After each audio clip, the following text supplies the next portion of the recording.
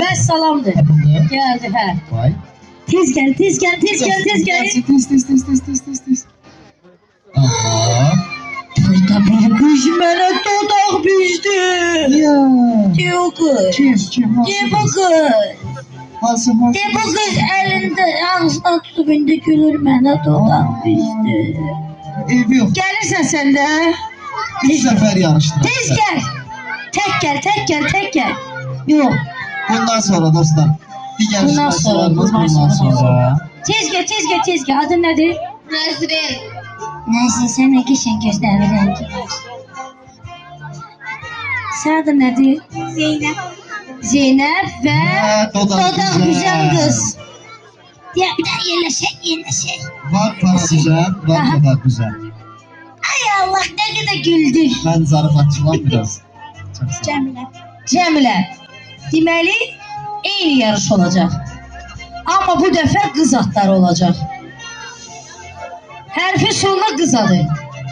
Yaxşı, danışdıq. Ve Efsane. Dəstəliyirik dostlarımızı. Emine. Emine. Esmer. R. Rabia. Rabia. E1. E2.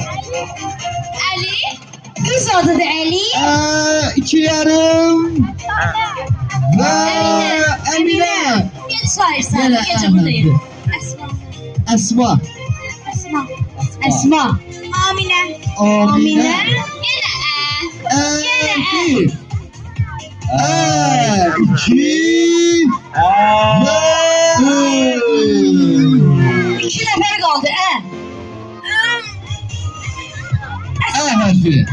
E1. Esma'ya tezahtar koşuru. Esma değil. Esma. D. D harfi. D1. D2. Daniela. Daniela. Daniela. A1. Aliye. E1. E2 ve 3.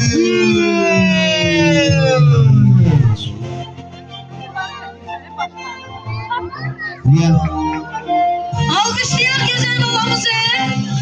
Galip oldu ve Adın neydi? Zeynep Deniz Molda yerleşen Kinderland'den bir üstte